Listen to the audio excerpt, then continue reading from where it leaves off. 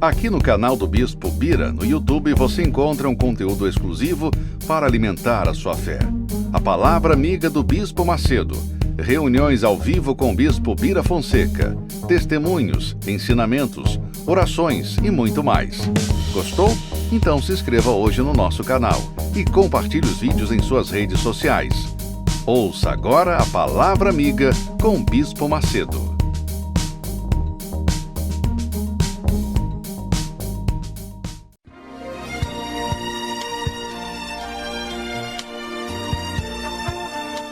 No momento em que a humanidade sofre por tanto desamor, pela fome, pelas guerras, os tóxicos alimentando a violência em nossa cidade. Esta emissora traz até você momentos de amor, paz e alegria, através de um programa feito com carinho para o seu coração.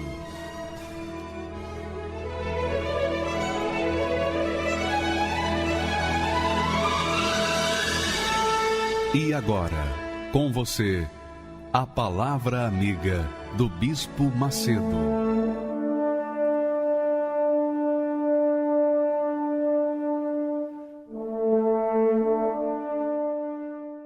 Coronavírus, tudo o que você precisa saber, sem medo, sabendo dos fatos e quais as ações que você precisa tomar para prevenção, para não ser tomado por esta pandemia e também pelo pânico, talvez seja pior que a pandemia. Vamos saber aqui hoje com o doutor Ricardo Teixeira, que é pneumologista, pratica no Hospital Moriá, Albert Einstein e HC aqui de São Paulo. Estou aqui também com o Bispo Adilson, que vai nos ajudar nesta entrevista. E durante o programa nós vamos falar com o chefe da Secretaria de Comunicação Social, Fábio Van Garten, que foi diagnosticado com o coronavírus esta semana e está de quarentena. Daqui a pouquinho falaremos com ele, vamos ver como que ele está se sentindo aí com os sintomas do coronavírus, como ele está tratando isso. E também nós vamos falar com o nosso responsável, o responsável da Universal lá na Itália, o Bispo Jorge e a sua esposa Juliana, que é um dos países agora principais onde a epidemia está se espalhando. Tudo bem, Bispo Jorge e Juliana? Tudo bom, Bispo? Vocês estão em Roma, não é isso? Sim, senhor. Estamos na capital, estamos mesmo aqui em Roma. E o país, se eu não me engano, são 38 milhões de pessoas em quarentena. O país todo está de quarentena. Explica pra gente como é que está o dia a dia aí das pessoas na Itália por causa desta pandemia. Nós estamos, Bispo, realmente de quarentena desde o último dia 11 de março. Foi decretado o primeiro-ministro, presidente do Conselho, Giuseppe Conte, ele decretou essa quarentena, que as pessoas elas não podem sair de casa, a não ser que tenham motivo de trabalho, ou fazer compras, ou ir para o hospital, ou fazer compras de remédios. E, no caso, as pessoas elas estão limitadas a isso. E até mesmo para se fazer compras, as pessoas elas têm que entrar de poucas pessoas nos locais, seja nos mercados, seja nas farmácias. E, no caso, as pessoas elas não podem ter essa locomoção porque a polícia fica, durante o dia, mandando as pessoas irem para casa para que elas não tenham contatos uma com as outras, aqui na Itália. Juliana, como que está sendo feito aí a questão de comida, compras, os cuidados básicos? Bom, aqui os mercados eles estão abastecidos, né? Por conta do espaço físico de cada mercado, então as pessoas têm que esperar do lado de fora com 1 metro de distância de cada uma, né? Todas com máscaras, luvas e vão entrando pouco a pouco, mas no mercado está abastecido, tem tudo. E como que está o espírito das pessoas? As pessoas estão com medo, estão confiantes, estão aguardando, estão cooperando, há muita resistência. Nós soubemos que, por exemplo, em Israel há uma resistência, especialmente da população mais idosa. Israel agora está até usando tecnologia de controlar os movimentos das pessoas para que ninguém infectado com o vírus tenha contato com os outros. Como é que está aí o ânimo das pessoas, o comportamento delas diante desta quarentena? Bispo, as pessoas elas aderiram à quarentena, elas estão seguindo a quarentena conforme foi determinado. Assim, o espírito delas, a gente percebe que é forte, é bom no sentido de eles creem que vão superar, eles creem que vão passar esse período, eles creem que vão vencer, mas as pessoas elas estão aderindo. A gente, quando vai nas ruas, por exemplo, no trajeto que eu faço da casa onde eu moro para a igreja, a gente vê que as ruas elas estão vazias, as pessoas aderiram mesmo àquilo que foi determinado, mas a gente percebe até por ações que eles fazem nas redes sociais, falando Força Itália, que é Força Itália, muitas mensagens entre eles de que eles vão superar essa situação, que eles vão passar, que eles vão dar a volta por cima, que o país vai se reerguer, que o país vai voltar ainda mais forte. Então a gente percebe que o espírito dos italianos e também dos estrangeiros, temos muitos estrangeiros aqui, é bom nesse sentido, é bom nessa situação. No início, eles ficaram um pouco, podemos dizer assim, perdidos por conta da situação, mas a gente percebe que a reação deles agora é muito boa, mediante a tudo que foi determinado.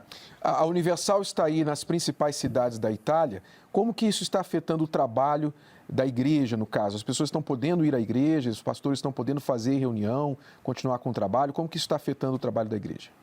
Então, bispo, assim como eu disse para o senhor, até o dia 11 de março nós podíamos fazer reuniões com as pessoas separadas com mais de 1 metro de distância. Elas teriam que entrar na igreja, lavar as mãos, nós teríamos que colocar avisos para que as pessoas estivessem separadas entre elas com 1 metro de distância. Quando veio esse decreto do 11 de março, foram canceladas as reuniões. As igrejas estão abertas, todas as igrejas estão abertas, elas podem estar abertas. Nós abrimos as igrejas nos horários normais, mas nós não podemos fazer reuniões. As pessoas elas podem entrar, dependendo do espaço físico da igreja. Aqui, como a nossa igreja, a nossa sede é um pouco maior, então eu posso ter dentro dela de 10 a 15 pessoas. Elas podem entrar de maneira separada, fazem as suas orações, respeitando a distância, lavam as mãos, fazem as suas orações, não podem ficar mais do que 15 minutos e elas têm que retornar. Se eu tiver, por exemplo, digamos para o senhor que eu tenha 25 pessoas, eu tenho que fazer entrar 15, aquelas 15 fazem a oração delas, no máximo aqueles minutos, e depois saem essas e entram aquelas outras 10 para poderem fazer a oração dessa maneira organizada, como eu falei para o senhor. Algum caso de pessoas infectadas com o vírus entre os membros da igreja, obreiros, pastores, ou nenhum caso? Não, senhor. Não, senhor. Aqui nós estamos, todos nós estamos bem, todos nós estamos, os pastores estão trabalhando normalmente, claro, como eu disse para o senhor, sem fazermos as reuniões por conta do decreto, estamos seguindo o decreto que foi determinado, mas abrimos as igrejas, fechamos as igrejas, os pastores estão bem, os obreiros estão bem, todos nós estamos bem, bispo. Muito obrigado, Bispo Jorge, Juliana. Daqui a pouquinho talvez a gente volte com vocês.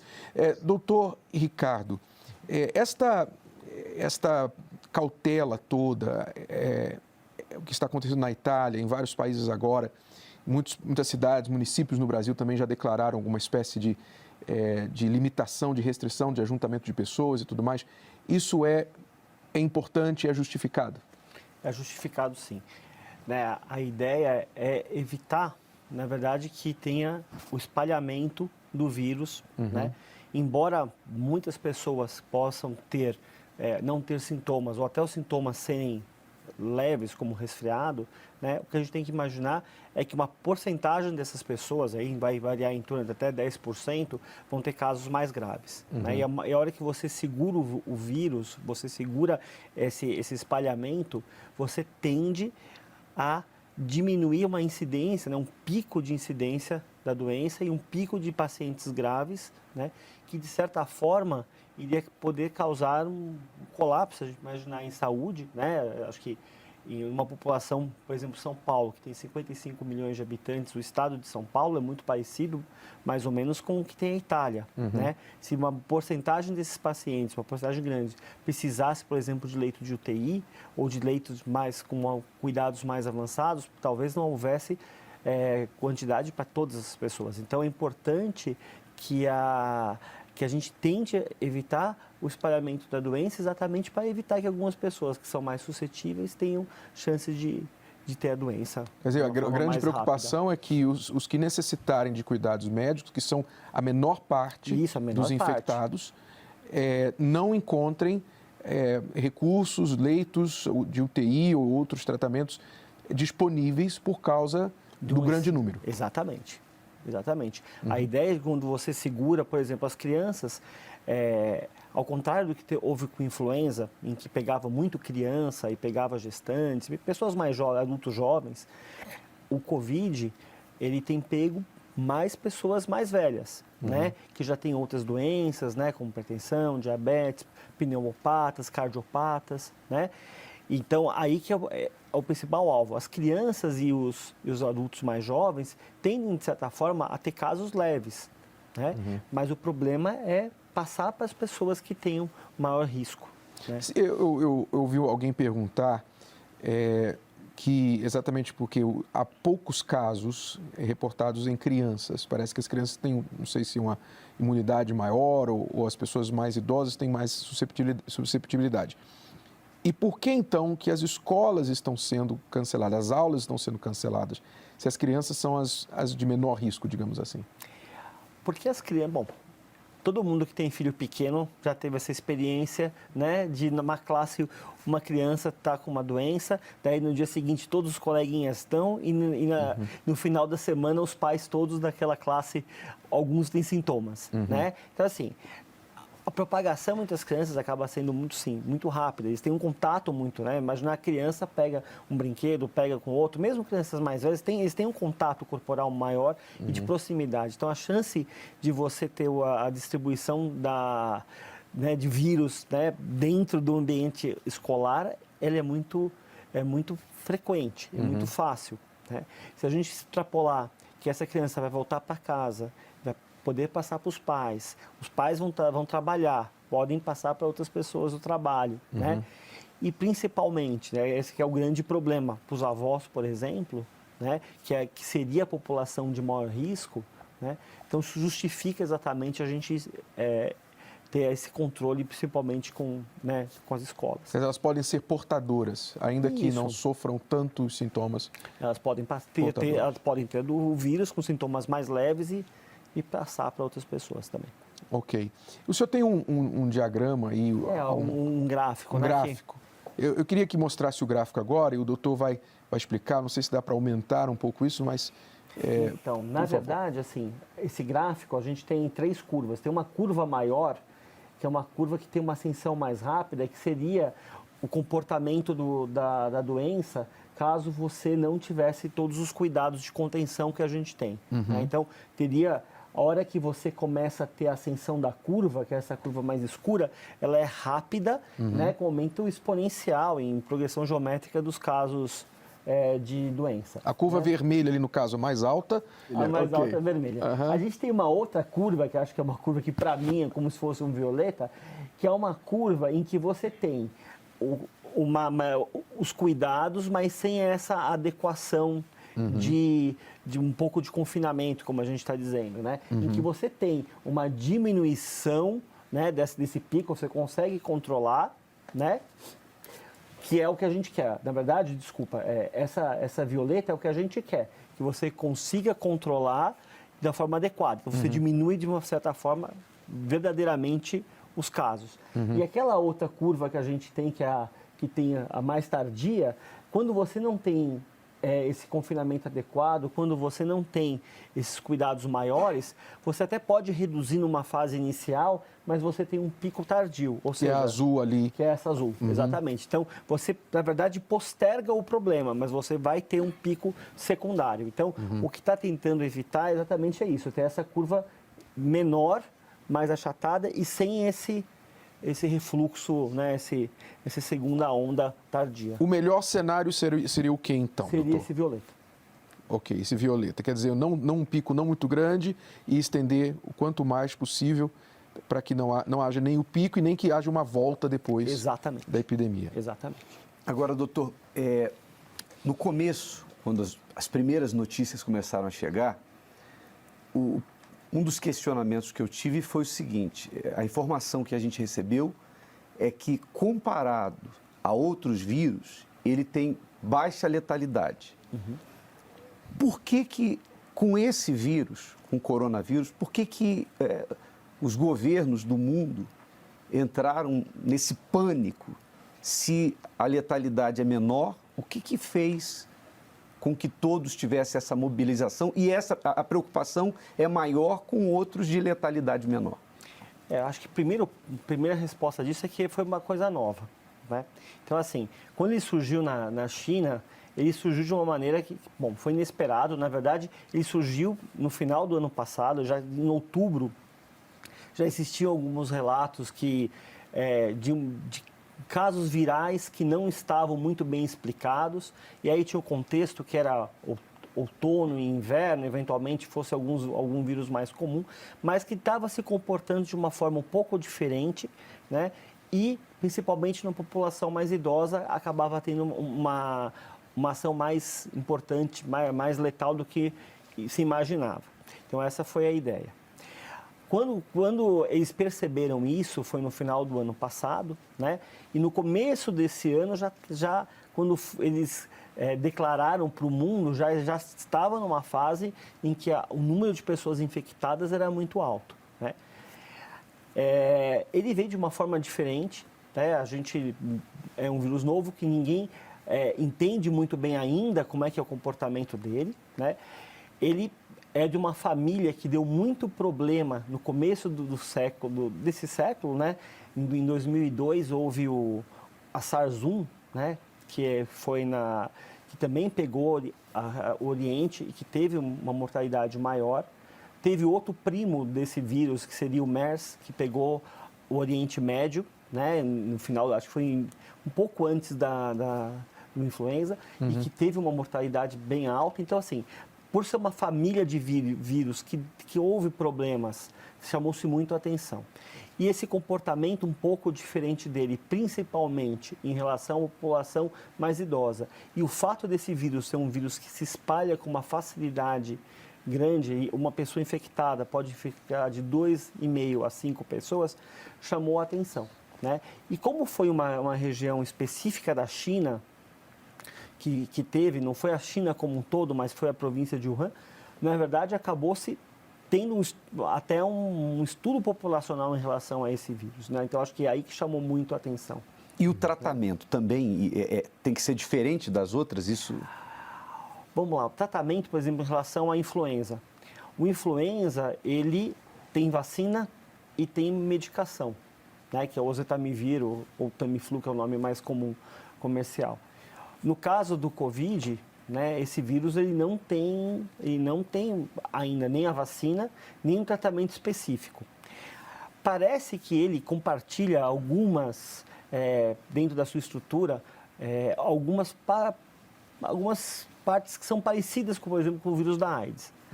Por isso, isso é, como a gente chama em medicina, off-label, ou seja, fora da bula da medicação, mas existe a possibilidade do uso em pacientes mais graves de uma medicação que é usada, por exemplo, no tratamento dos pacientes HIV positivos, que é o tenofovir, o nome comercial Kaletra, que é uma medicação. Mas isso é totalmente ainda de experimental, mas é um tratamento fora da bula, né? Por isso parecer, mas ainda não é um tratamento específico para o Covid, né? Mas segundo relatos, cerca de 80%, 90% das pessoas infectadas recuperam do coronavírus.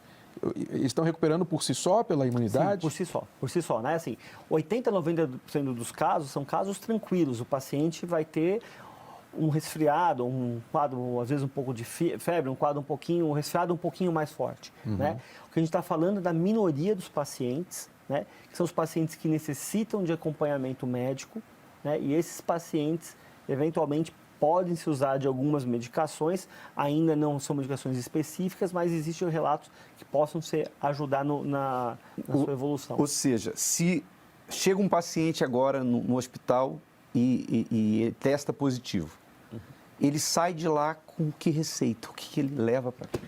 Hoje, paciente que está assintomático, oligossintomático, ou seja, com poucos sintomas, que não há necessidade de internação, esse paciente vai voltar para casa com orientação de ficar 14 dias em isolamento, né, e medicação para ser um resfriado mesmo, né? Por sintomas.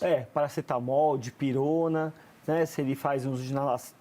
Inalação é uma quadra à parte, mas assim, paracetamol, dipirona e medicações que ele faça uso habitual e principalmente, se ele estiver usando medicações para diabetes, pressão, etc., manter as medicações que ele usa normalmente é super importante. Bom, vamos saber como é que o chefe da Secretaria de Comunicação Social, Fábio Van Garden, que foi diagnosticado com coronavírus, está tratando da sua condição. Fábio, tudo bem? Bem-vindo ao programa. Eu estou no 4º dia da doença, desde que testei positivo, Bispo, e é muito curioso. Cada dia o corpo reage de uma forma diferente. Eu tive febre na terça-feira, à noite, fiz o teste em São Paulo na quarta à tarde e entrei em isolamento direto em casa. Não estou tomando medicação nenhuma, conforme o doutor bem explicou, porque eu não tive febre. Na quinta, na sexta, eu quase não tive sintomas, estava disposto, me alimentando bem. Nas 2 últimas noites, eu já tive mais dificuldade para dormir, e a noite de ontem, eu não tive uma noite boa. Eu tive muito suor durante a noite, acordei com tosse e um pouco de dor no corpo. Continuo sem dor de garganta e um pouco menos disposto, com menos apetite. E não está tomando nenhum tipo de medicamento, fazendo qualquer tipo de tratamento para isso? Nada, nem antitérmico, já que eu não tive febre. Nada. Estou em isolamento completo em casa. A família se mudou, as refeições são trazidas em copos e materiais descartáveis, embalados, e toda a higiene do quarto é feita com luva, avental, touca, bota, todos os materiais anti-infectantes possíveis. E a recomendação da sua quarentena é por quanto tempo? Assim como o doutor falou, entre 7 e 14 dias eu volto.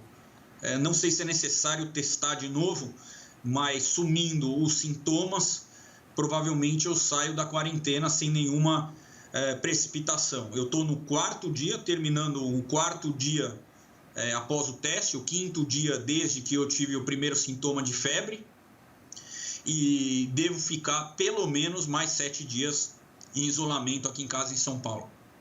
E ninguém da sua família, amigos mais próximos também foram infectados, diagnosticados?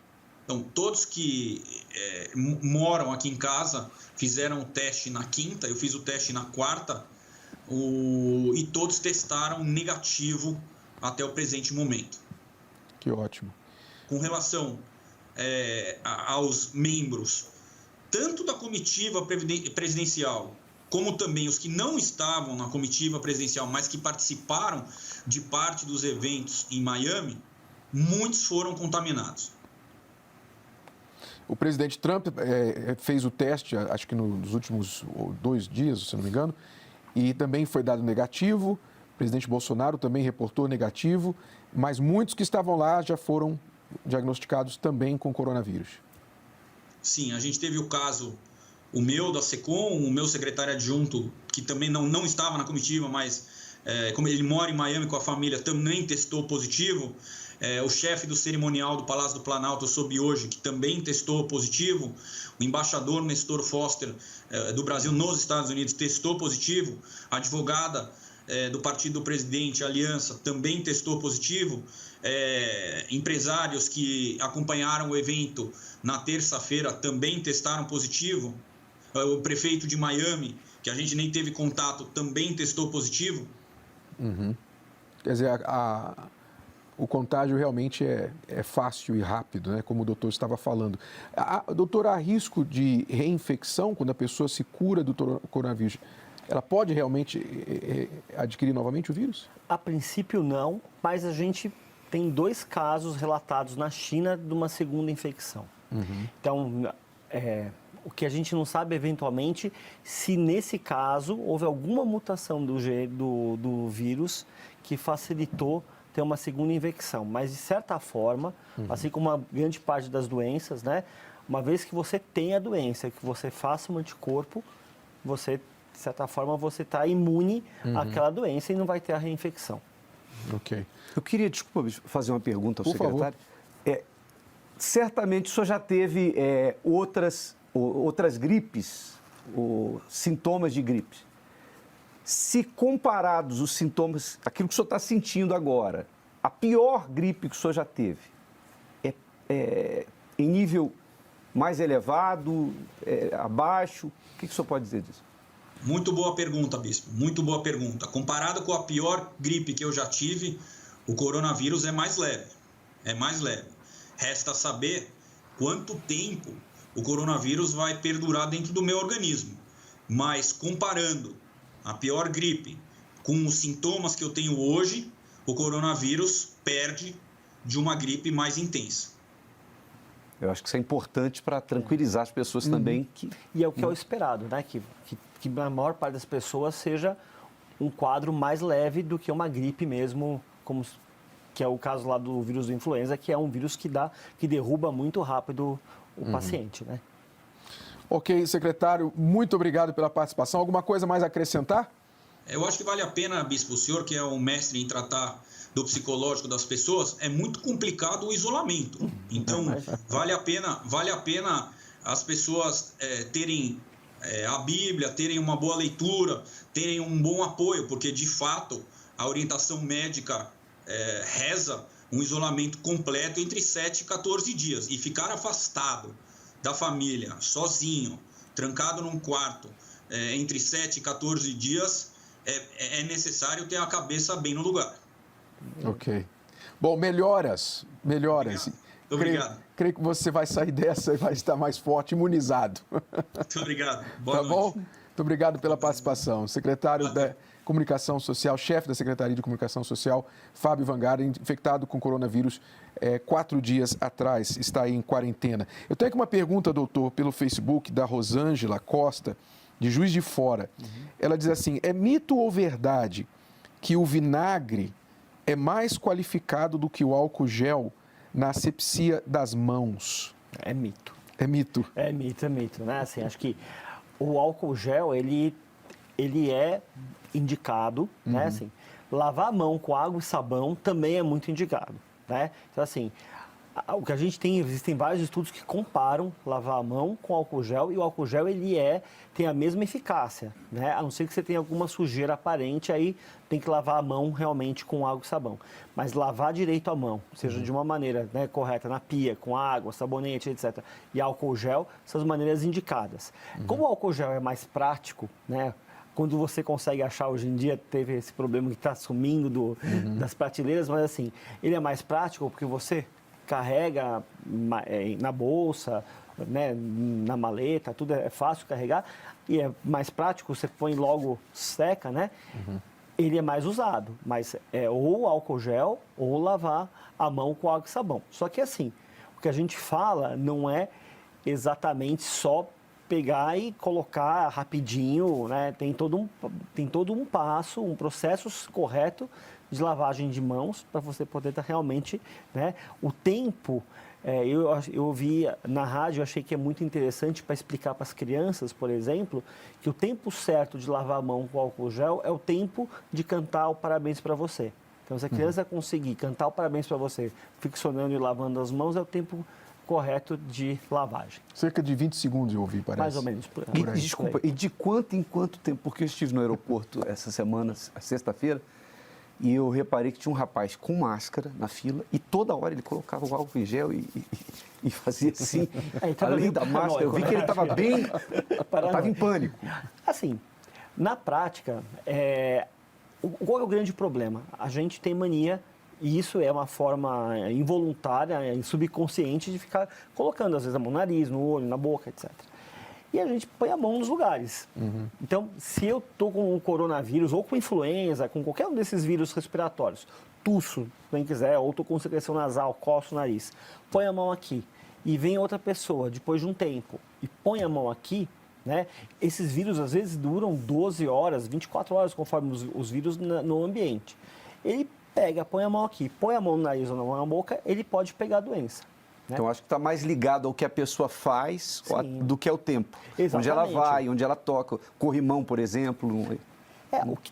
O ideal é isso, né? Assim, eu achei engraçado isso, porque hoje as pessoas, de certa forma, elas vão começar a tomar cuidado. Outro dia eu vi uma reportagem na televisão, um repórter perguntando para o rapaz no metrô que agora vai ter que pôr a mão no corrimão e lavar a mão. O certo seria sempre fazer isso, né? Acho que agora vai ter algum momento que talvez nós adquirimos e mantemos alguns hábitos que já deviam ser antigos, né? Mas respondendo assim, não é questão de ficar de 5 minutos lavando. Acho que a questão toda teve algum contato com alguma superfície diferente, né? Corrimão, no metrô, no ônibus, que tem também não é bem corrimão, mas onde a pessoa segura, né? Qualquer lugar diferente que outras pessoas tenham colocado a mão, lavar. Né? Lavar a mão com álcool gel. E veio aquele incômodo, vontade de coçar o nariz, qual é a dica? Lava a mão com álcool gel antes. Lava a mão antes. Tenta. Ou pega um paninho, né? Um papel, um pano. O antebraço. Se quiser, né? Espirrar, principalmente, usar o antebraço ou a mão. É que a mão depois tem que passar álcool gel. E o antebraço, às vezes, mais difícil. Mas, de qualquer maneira, evitar, né, espalhar. Porque quando você espalha as gotículas e as pessoas podem pegar, né, se tiver. Nós começamos hoje esse procedimento em todas as igrejas universal. Na entrada, antes da reunião, todas as pessoas são requeridas a lavar as mãos com água e sabão e depois passar o álcool gel, uma precaução que nós estamos tomando em todas as nossas igrejas, em todo o Brasil. Mas, falando em fake news, né, como essa pergunta aí do Vinagre, vamos a uma matéria que fala aí das principais fake news que estão se espalhando sobre o coronavírus. Preste bastante atenção para você não cair em uma delas.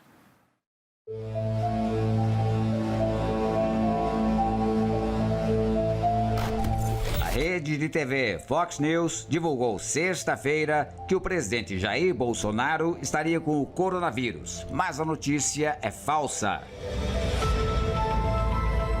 Segundo a emissora norte-americana, o resultado do primeiro exame do presidente teria sido positivo e que estava sendo aguardada a conclusão de um segundo exame. A TV atribuiu a informação ao filho do presidente, deputado Eduardo Bolsonaro. Logo em seguida, o deputado publicou um desmentido numa rede social. Muito boato e pouca informação, escreveu. Eduardo Bolsonaro concluiu dizendo que sempre há aqueles que soltam mentiras na mídia. E caso a história se confirme, eles dizem, eu falei.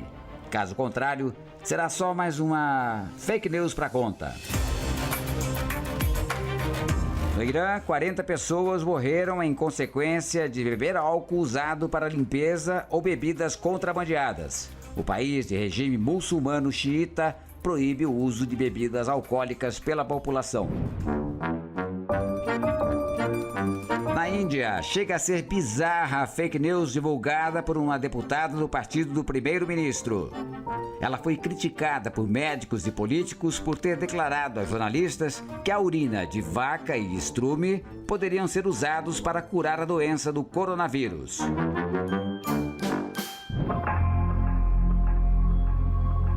Na França, o governo precisou publicar uma nota nas redes sociais desmentindo que a cocaína proteja contra o Covid-19, como anunciava a fake news.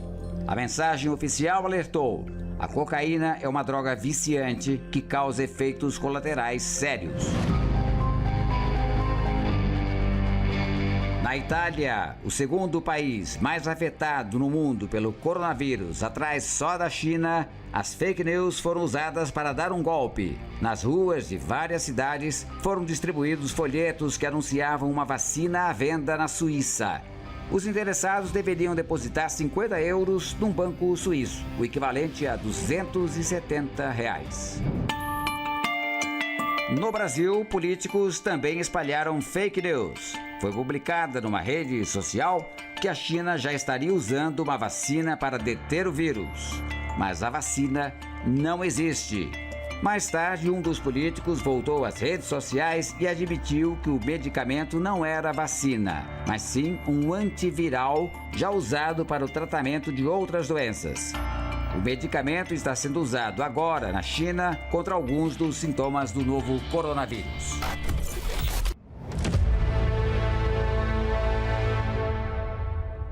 Agora, uma pergunta sobre a máscara, doutor. As pessoas estão aí comprando máscara, correndo atrás de comprar máscara. Quão importante é usar a máscara e quem deve usar a máscara se precisar? Então, assim, de certa forma, deve usar a máscara aquela pessoa que tem algum sintoma respiratório.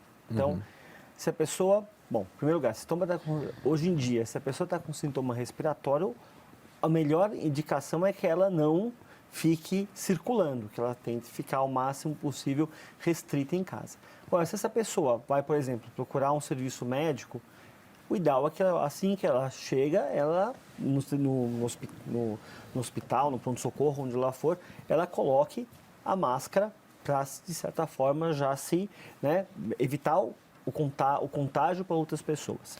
Né? A máscara que quem atende a população usa é um pouco diferente. Né? Então, assim, o paciente que chegar e for identificado, ele vai usar uma máscara cirúrgica. A ideia desta máscara cirúrgica não é evitar que ele pegue alguma coisa, é evitar que ele passe alguma coisa. Né? A equipe que vai atendê-lo vai usar uma máscara chamada N95, que é uma máscara mais grossa. Essa, sim, acaba protegendo o profissional de saúde que vai atendê-lo. Né? O que a gente vê, e é comum principalmente em países, né, do Oriente, da Ásia, é que a população lá tem esse costume de ficar usando, todo mundo, praticamente, vai ver a foto da China. Mesmo fora do coronavírus. Todo mundo sempre usa qualquer coisa. Isso aí foi sequela dos eventos anteriores, né? Mas a ideia é, se a pessoa tem algum sintoma respiratório, para não passar para as demais pessoas, passar. O que tem se orientado, por exemplo, no Moriá se faz isso também, as pessoas que fazem um atendimento, por exemplo, quando a pessoa chega no hospital, né, o atendente, o pessoal que faz a ficha, né, o pessoal que vai atender em primeiro momento o paciente, como a gente não sabe quem está chegando, eles estão usando uma máscara cirúrgica de proteção. Isso também tem se feito de uma certa forma. Né? E a equipe médica, a equipe que vai ter contato muito próximo, aí usa uma máscara N95. Ok, a Larissa Souza está perguntando aqui. Minha filha, na última quinta e sexta-feira, teve muita febre, moleza no corpo, mas passou. Ela reclamava de dor de cabeça e hoje ela começou com tosse e catarro verde. Devo levá-la ao hospital para fazer o teste do coronavírus? Então, geralmente, né, assim, as doenças respiratórias elas continuam existindo. Né? Então, assim, o influenza, ele continua aí, o vírus da gripe, o rinovírus e o adenovírus, que são os vírus do resfriado, e uma série de outros vírus respiratórios que existem além do coronavírus. Em criança, de certa forma, o coronavírus acaba tendo uma menor sintomatologia do que, por exemplo, o vírus da gripe. Então, esses sintomas de uma criança com febre mais alta, com sintomas mais importantes, lembra muito mais até o quadro, por exemplo, do influenza, do que de um quadro do coronavírus, né? O que pode ser feito é procurar o serviço médico e aí testar, principalmente, acho que o primeiro passo é testar para influenza, né? E lembrando que agora, só fazendo um adendo, vai ter a vacinação na rede pública a partir do dia 23 de março e agora na rede privada, a partir de amanhã, já tem vários lugares que já estão tendo a vacina. Que é vacina para a influenza. Para a influenza, que é importante vacinar. Mas voltando ao caso da menina, esses sintomas me lembram muito mais a gripe do que, na verdade, o coronavírus, né? Uma coisa que tem sido feita na impossibilidade de se testar, por exemplo, o coronavírus e a influenza, o que tem se falado é, conforme o caso, você testa o coronavírus, né, e dá o Tamiflu, porque se você tem o coronavírus negativo e o Tamiflu positivo, e não escolher o teste da influenza, você pode tomar o Tamiflu e vai estar tratando. né? Mas no caso específico dela, acho que a melhor coisa é ela procurar, pensando no caso de gripe, não no caso de coronavírus. Agora, doutor, qual é o risco, por causa desse pânico, né, que as pessoas acabam entrando em pânico devido às muitas notícias, qual é o risco para elas de ficarem indo no hospital sem necessidade? A pessoa teve uma coriza, por exemplo, ela já corre para o hospital. Qual o risco? Isso fica mais perigoso para a população? Fica o risco da pessoa que está com poucos sintomas procurar o pronto-socorro do hospital de uma forma desnecessária, né? É ela pegar a doença, né? Seja o coronavírus, se der alguém infectado, seja outra doença respiratória, né? Ou influenza, ou algum outro vírus respiratório, rinovírus. Por quê? A recomendação, vamos supor que o paciente seja realmente um paciente que tenha coronavírus, né? Como a gente foi dito, a maior parte dos casos vai ser um resfriado, uma gripe leve, né? Não vai tomar uma medicação específica, porque não se tem essa medicação específica, né? Não vai ter uma vacina específica, não vai ter nada. Esse vai ser medicado para os sintomas, né? Para tirar sintomas, dor de cabeça, dor de garganta, vai tomar na verdade, um antitérmico e um analgésico. Então, a recomendação tem sintomas leves, não procurar. Porque realmente superlota os pronto-socorros, vai ficar exposto a outras pessoas e aí sim tem o risco de pegar alguma outra coisa. Porque eu já percebi que quanto mais as pessoas assistem notícias sobre o coronavírus, mais elas ficam paranoicas com o coronavírus. Então, ela dá um espirro, ela pensa, estou com coronavírus. Eu peguei o coronavírus. Então, ela quer logo saber se ela está com coronavírus. É importante as pessoas se acalmarem, não é? Quem, de fato, o senhor recomendaria, assim, quem, de fato, deveria, em que caso a pessoa deveria pensar assim, eu preciso ir ao médico? Isso aqui já passou de um nível que eu preciso ir ao médico. Bom, já acho que o grande limitante é os sintomas da pessoa. Se os sintomas leves, dor de garganta, mal-estar, uma febrícula, é uma situação que com certeza não deve ir.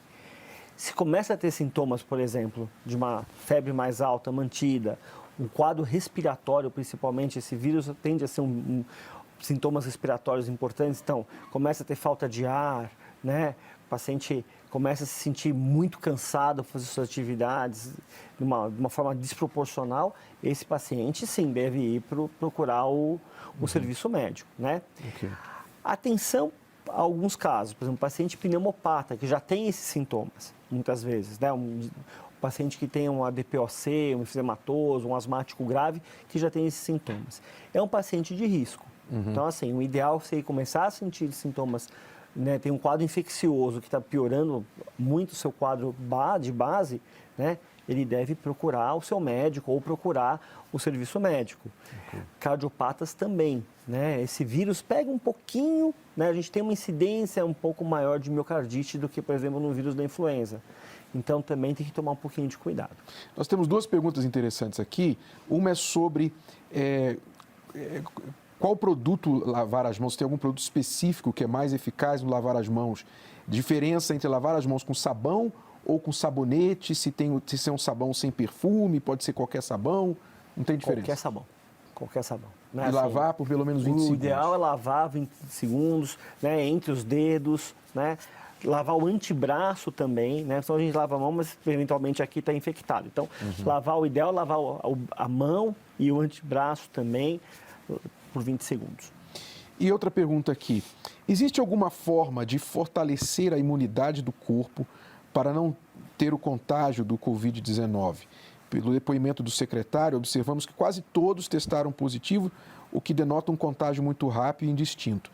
Mas os presidentes não foram infectados. Quer dizer, a questão eu já ouvi também falar, alguns médicos recomendarem o fortalecimento da imunidade. Como que isso pode ser feito e realmente é importante no combate, na prevenção do contágio? Então, assim, o contágio realmente é fácil, né? Esse vírus, né, esse número varia um pouco, mas entre 2,5 e 5 pessoas por infectado podem pegar. Então, ele é de fácil distribuição, porém, né, algumas pessoas são mais suscetíveis que outras, né? Não é todo mundo que teve contato. Por exemplo, no caso do secretário, a família teve contato com ele e nem por isso pegou, né?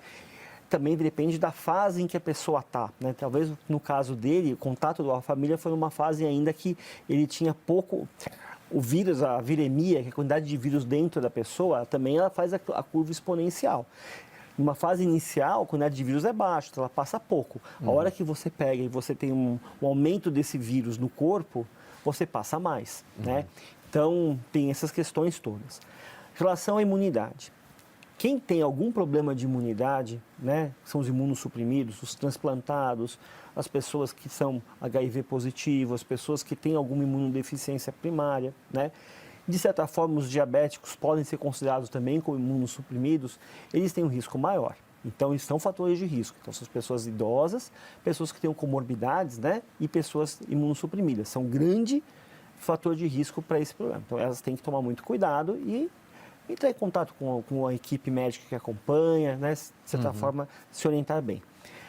Não existe nenhum remédio milagroso. A gente ouve também fake news direto na internet de soro, que esse soro aumenta a imunidade ou que tenha medicamentos que aumentem a imunidade. Na prática, né, a gente sabe que não existe nenhum milagre desses. O que tem é uma boa alimentação. De certa forma, se você tem uma boa alimentação, então está adequado, não tem as comorbidades. Ou se você tem, por exemplo, diabetes, pressão, colesterol, etc., está tudo controlado, também é uma outra fase. Você se está mais protegido se as suas doenças de base estão bem controladas, né? E tomar os cuidados, né, todos de evitar confinamento, etc. Não existe um milagre assim de eu vou tomar e isso vai me proteger. Não existe um escudo, né? Mas a alimentação que fortalece vitamina C, sim, a alimentação que fortalece vitamina B, tomar sol, vitamina D. Sim, se alimentar, assim, ter uma vida saudável, uma alimentação saudável, obviamente, se você...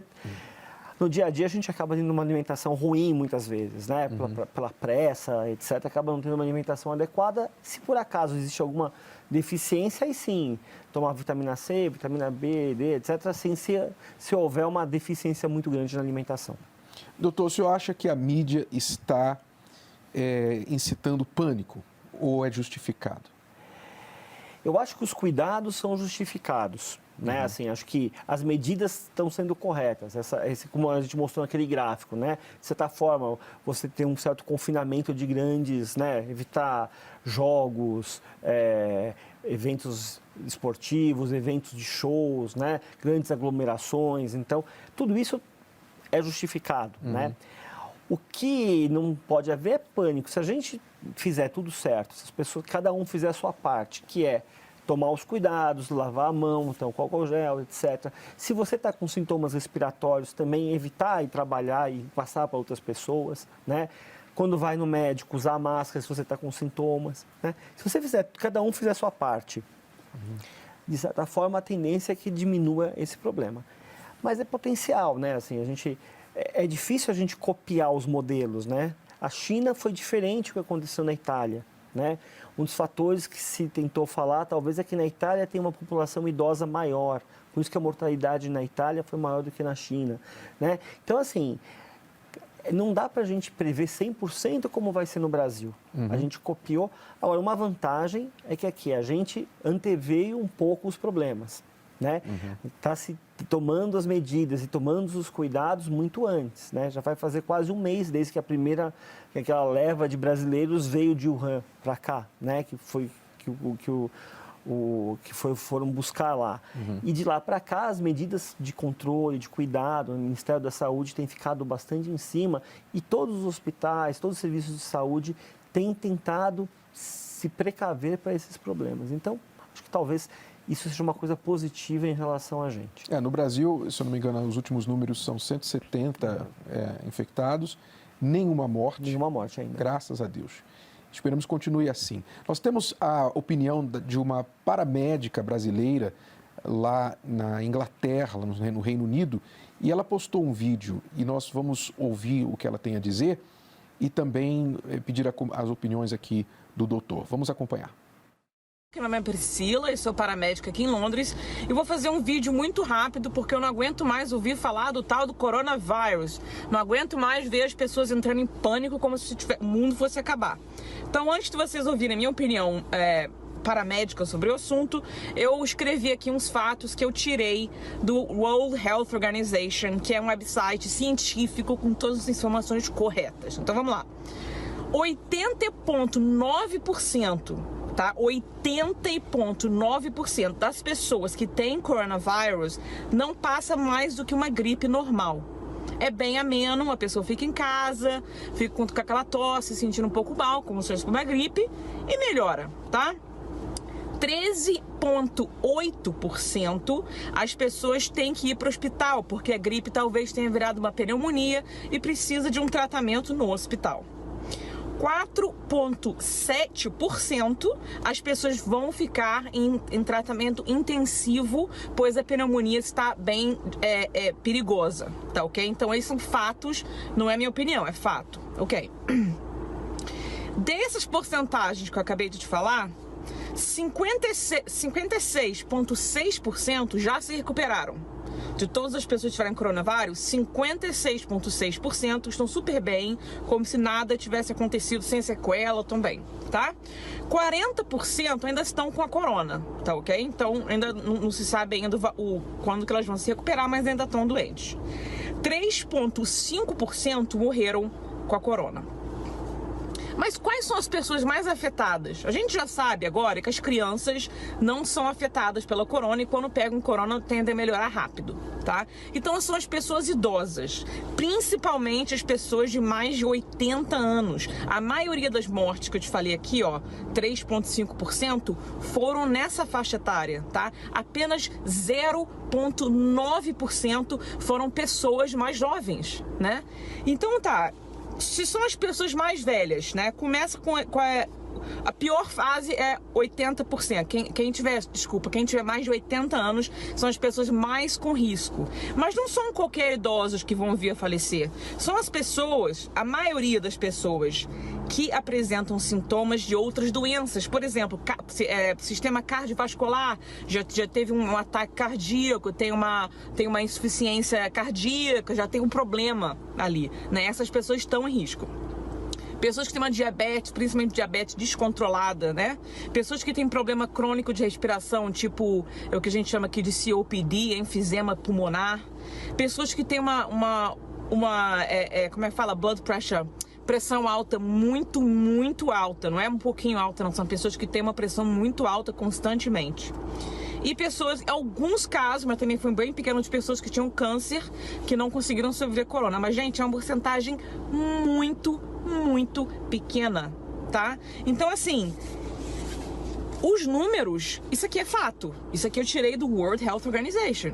Confere, doutor, muitas coisas que ela falou? Acho que confere tudo, né? Acho que é aquilo que a gente falou, assim, quem tem doenças de base tem que tomar cuidado com elas, né? Então ela falou, o seu pedido é o DPOC, que é o enfisema, bronquite, né? A gente pode estender um pouquinho para asma, pacientes com pressão alta, pacientes que tenham outras cardiopatias e que cuidam, tem que tomar cuidado, mas é aquela questão, né? As pessoas têm que tomar cuidado independente do coronavírus, né? Acho que tem que tomar cuidado sempre e tomar as medicações de forma correta. Agora, nós temos aí também, falando de fake news, tem uma nova... A Universal sempre foi vítima de fake news. Agora, com o coronavírus, inventaram mais uma fake news da Universal. Coloca aí, aumenta a imagem, por favor. Dá uma olhada nessa fake news. Olha só, estão dizendo por aí que a Universal estaria vendendo álcool ungido em gel. Ainda bem que fizeram tão mal a coisa que o nome da Universal tá errado ali, tá? Uvinersal. Uvinersal. Ainda bem que quem fez deve ser... Tem um problema de leitura, de português. Exatamente. Então, isso aí é fake news. É óbvio que a Igreja Universal não está vendendo álcool gel, nunca vendeu nem óleo, nem água, nem nada disso. Qualquer coisa que a pessoa receba, qualquer elemento sagrado que a Igreja, de tempo em tempo, decida distribuir para as pessoas, sempre foi e sempre será gratuito. Isso não existe, isso é fake news e muito maldoso, por sinal. Não caia nessas fake news. Agora, alguém está perguntando aqui se a igreja vai continuar aberta nos próximos dias. Não existe restrição na maioria dos municípios do Brasil ainda com respeito as reuniões em templos religiosos. Em alguns lugares, sim, limitando o número de pessoas. A Universal, como sempre vai obedecer às autoridades, mas a igreja em si não está proibida de manter as suas atividades. A igreja vai continuar aberta, se precisar reduzir o número de pessoas e aumentar o número de reuniões, como lá na Itália está sendo feito, como o pastor falou, algumas pessoas aguardem, outras saírem. Então, isso vai ser feito. As prevenções já estão sendo tomadas, sempre antes de entrar nos cultos, as pessoas estão sendo oferecida a água e sabão para lavar as mãos, o álcool gel. Estamos procurando manter as pessoas distantes, pelo menos 1 ou 2 cadeiras de distância uma das outras. Estão se evitando oração com imposição de mãos. Enfim, tudo isso está sendo orientado, estamos procurando fazer a nossa parte para evitar qualquer tipo de contágio. Então, a resposta é: a igreja continua aberta, funcionando, com as cautelas, segundo orientado pelas autoridades e os órgãos de saúde. Uma coisa a mais, Bispo Adilson? A contaminação da dúvida, do pânico e do medo pode ser pior. Exato. Normalmente é pior do que a do coronavírus, por tudo que a gente ouviu aqui. Exato. O medo, a dúvida é o pior vírus que existe. Quando você tem medo, acho que o doutor pode falar sobre isso, independente da fé que professa, quando o paciente fica aterrorizado, seja qual for o diagnóstico dele, não é? Quando ele tem medo de alguma coisa, o seu corpo reflete esse medo em termos de fraqueza, de imunidade baixa e tudo mais. Então, você não deve se deixar impressionar, atemorizar por causa dessas informações. Como foi falado, tome as precauções necessárias, como já foi orientado aqui, mas entenda que essa doença não é o pior problema que nós temos de saúde no mundo na atualidade. Você tem muitos problemas muito mais graves, muitos riscos até maiores, que você está correndo todo dia. Só que isso não é falado, não está sendo falado com a intensidade que está sendo falado agora. Então é importante você ter fé, manter a sua fé, manter a imunidade espiritual alta também, contra as dúvidas, não ficar se alimentando dessas informações negativas, porque isso não vai ajudar a sua saúde de forma alguma, e nem ninguém ao seu lado. Aliás, tem um versículo que fala sobre esse final de tempos, né, que nós temos visto aí acontecendo. Olha só o que diz lá em Mateus 24. Porquanto se levantará nação contra nação e reino contra reino, e haverá fomes e pestes, né, as doenças, as epidemias, as pandemias e terremotos em vários lugares. Mas todas estas coisas são o princípio de dores. Nós não estamos dizendo que o coronavírus é o fim do mundo, ainda. Não. Mas se a Bíblia diz, se a Bíblia afirma que esse mundo vai acabar, essa terra vai pegar fogo, o coronavírus é uma faísca. São sinais do que está acontecendo na sociedade, os governos se curvando, o mercado caindo, as pessoas entrando em pânico, os supermercados se esvaziando, por causa de um vírus relativamente de pouca mortalidade. Imagine o que vai acontecer quando as profecias bíblicas estiverem a todo vapor. Isso é importante você receber o alerta, tirar uma lição aí do que está por vir, segundo as profecias dos últimos tempos. É isso. Estou lembrando agora, por exemplo, o Apocalipse fala sobre a terça parte de tudo que é verde, de toda a agricultura destruída, né, comprometida. Imagino o que vem pela frente. Nós escrevemos um livro sobre isso. Se você quiser, você pode se informar mais a respeito. A terra vai pegar fogo, que fala sobre o que as profecias apocalípticas falam a respeito do que vai acontecer no final dos tempos. Muito importante. Não é uma leitura alarmista, é uma leitura consciente, para você entender o que a palavra de Deus fala a respeito destes tempos. Tá bom? Bom, doutor Ricardo, muito obrigado. Alguma consideração final? Então, assim, acho que algumas considerações rapidinhas. Uma, assim, qualquer dúvida, o site do Ministério da Saúde, ele é super fácil, tranquilo, não é técnico, ele é para a população mesmo, né? Óbvio, tem a parte técnica, mas tem uma parte para a população que é muito simples e as informações que estão lá são bastante corretas e anti-alarmistas mesmo, né? A pessoa deve tomar cuidado com o coronavírus, obviamente, né, a gente está aqui para ter todos os cuidados possíveis, porém não esquecer de tomar vacina do influenza, porque a influenza mata também, influenza muitas vezes, e pega criança, pega gestante, muitas vezes muito mais grave do que o coronavírus. E tomar as outras vacinas conforme a faixa etária, né, e tomar cuidado com a dengue também. Né? Assim, então, não deixar de, né, evitar água parada, cuidar do vizinho, evitar todo esse tipo de situação, porque as outras doenças que são doenças endêmicas continuam. A gente vai começar agora período frio, né? Daqui a pouco outono, inverno, e aí tá aí. Então, a gente tem que tomar todos os cuidados também, além do coronavírus. Muito obrigado, doutor, pela sua participação, muito esclarecedora. E eu espero que você que tenha nos acompanhado tenha também sido ajudado e permaneça aí tomando as precauções necessárias e não se esquecendo de manter principalmente a fé, a imunidade espiritual em alta. Tá bom? Muito obrigado mais uma vez. Nós vamos ficando por aqui. Até lá.